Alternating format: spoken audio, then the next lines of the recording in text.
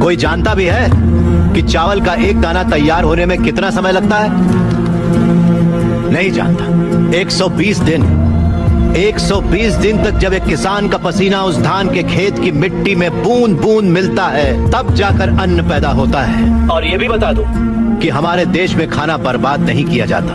अगर वही देश किसानों को बर्बाद होता देखता रहे तो फिर हम किसके पास जाएंगे? खाना खिलाने वाले से कहा जाता है अन्नदाता सुखी भवतु। ये अन्नदाता है कौन? खाना पकाने वाला या परोसने वाला नहीं है, अन्न उगाने वाला है।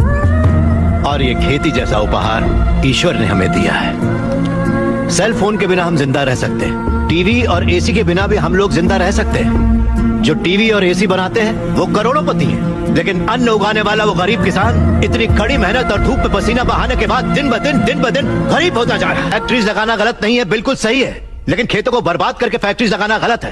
इस देश में कितनी ही बंजर जमीनें हैं, कितनी ही पथरीले जमीनें हैं। क्यों? क्योंकि वहाँ पर पानी नहीं है, इसीलिए खेती करने में इतनी परेशानी उठानी पड़ती है। जरा सोच कर जवाब दीजिए कि किसान पानी लेने कहाँ जाएगा? इस देश में पिछले 10 साल में 1,71,105 से ज्यादा किसान आत्महत्या कर चुके हैं। उसमें से 25,000 से ज्यादा किसान तो इसी इलाके में रहते थे।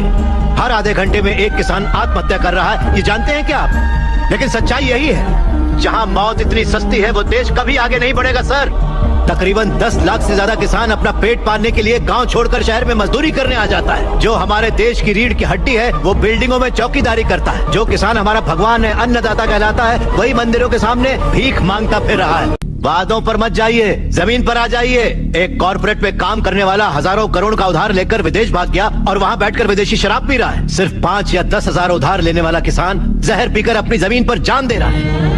इन कॉर्पोरेट्स की काली करतूतों की वजह से हमारी हरियाली जली जा रही है। खेत सींचने वाली नदियां फैक्ट्री से निकलने वाले गंदे पानी से जहरीली होती जा रही हैं। ये मल्टीनेशनल कंपनीज की मशीनें हमारी खेती वाली जमीन पर कब्जा करके उन्हें खत्म करती जा रही हैं।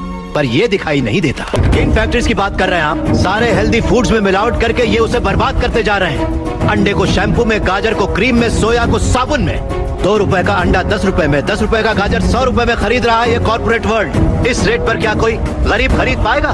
फिर भी ये पैसा किसान या गरीब तक कभी नहीं पहुंच पाता, क्योंकि बिचौलिए ले जाते हैं। ये बिचौलिया धीरे धीरे और अमीर होता जाता है। अन्न पैदा करने वाला किसान गरीब से गरीब होता जाता है। पौष्टिक खाना न मिल पाने की वजह से गरीब बच्चे, गरीब बूढ़े बीमारी से मर रहे हैं सर। नौकरी कैसी भी हो हमारी बेहतरी के लिए होनी चाहिए, लेकिन हम उन फैक्ट्रियों के गुलाम बनकर अपनी जिंदगियां खराब कर रहे हैं। याद रखिए, खेती भी एक उद्योग है और किसान उद्योगी है।